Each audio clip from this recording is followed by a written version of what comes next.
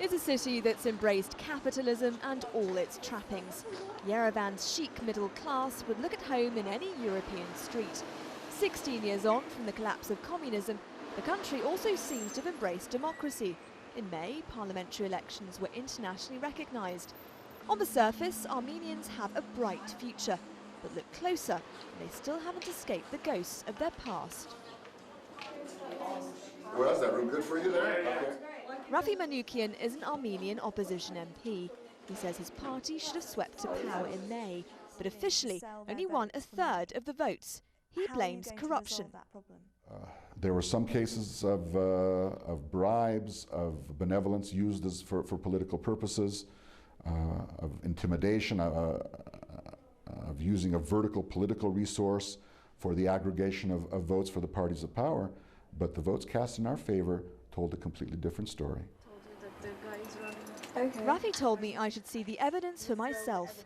I was taken to offices on the other side of town. These are photocopies of electoral lists that had apparently been changed by officials. These are lists of people who don't exist. These people don't exist. I found it extraordinary that this evidence had been shown to OSCE observers back in May. They told me they won't comment until they finish their final report into the elections. I put these claims of fraud to Armenia's new Prime Minister, a man many believe will also become the next president in January.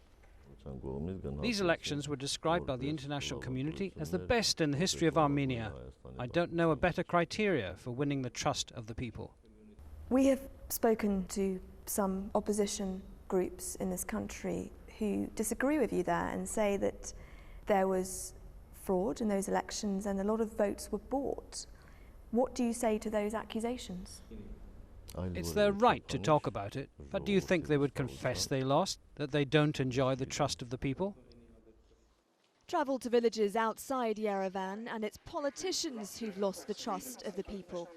The Adamian family, like many other people I spoke to, decided there was no point voting in May's elections. Their house is falling apart because of subsidence. They want to leave but have nowhere to go. Young people in the village have no jobs. All they can do is work on the land, and if they don't do that, they have nothing. On top of that, there aren't enough schools or hospitals. Democracy means very little here. Head out of Yerevan and villagers have a similar story to tell. Back in the Soviet era, the state provided for all their needs. 16 years on, Armenia may be independent, but its poor feel abandoned.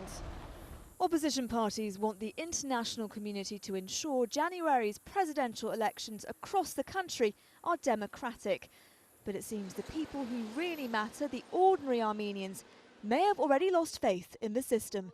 Nazanin Mashiri, Al Jazeera, Yerevan.